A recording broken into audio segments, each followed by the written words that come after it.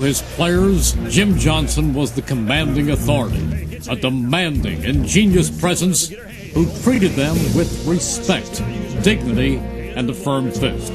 To those who coached alongside him, Johnson was the best of the best. A teacher, a mentor, and a scientist who drew schemes on napkins and who had a language of blitzes drawn up on the blackboard of his NovaCare complex office. To those who worked with Johnson, he was a gentleman and a professional and a pleasure to see each and every day. And to those who simply knew Johnson as a man and not as one of the greatest defensive minds the NFL has ever known, he was a friend, a husband, a father, and a grandfather who was honest and true and caring. Johnson's death impacts everyone, from the players who took his word as gospel, to the coaches he burned the midnight oil with every day, to his family and friends, and to Eagles fans who for the last 10 seasons were treated to the kind of lights-out, stop-the-blitz-if-you-can defense that was among the NFL's best since 1999.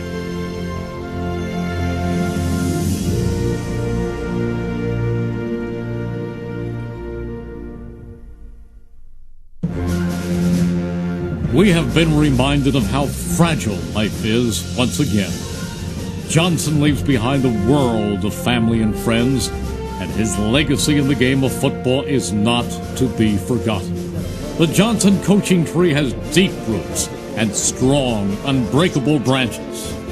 Those who Johnson touched as a football coach in his 22 NFL seasons understand what he meant to their careers. Countless numbers of players spoke eloquently of Johnson since he was diagnosed with a deadly form of cancer late in the 2008 playoff season. And all of those men, young and old, prayed for recovery for Johnson, who started in the business at Missouri back in 1959. 50 years later, a reputation few could ever touch has been carved by Johnson, the master of the innovation on defense.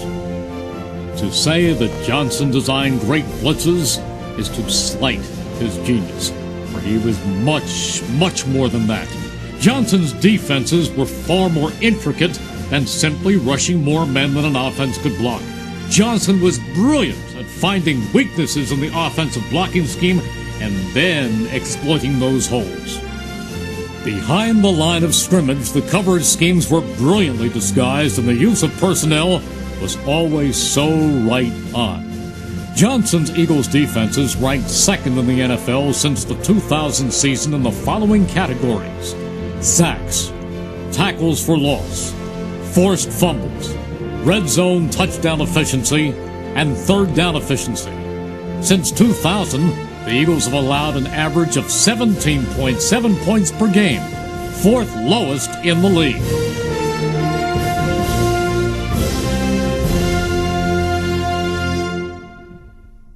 Only defensive coordinator, Eagles history, 100 wins, major difference maker, Jim Johnson.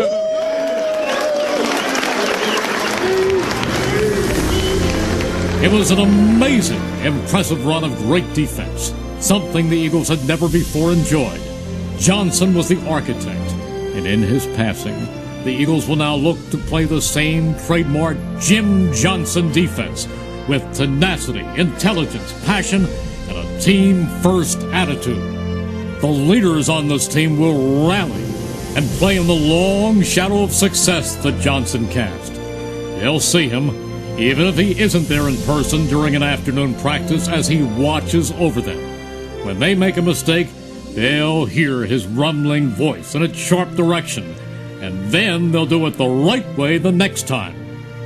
Jim Johnson's death leaves everyone with a profound sense of sadness. God does not make them any better than Jim Johnson. Those who knew him understand how much of an impact he made on their lives because of his nature as a man.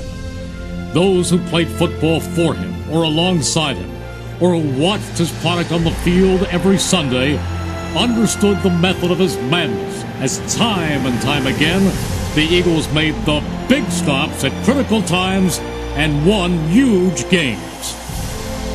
Well, if you're around long enough, you get some wins, okay? And I appreciate it. Hey, you've been there 10 years, been 10 great years, and great defense, okay? Thank you.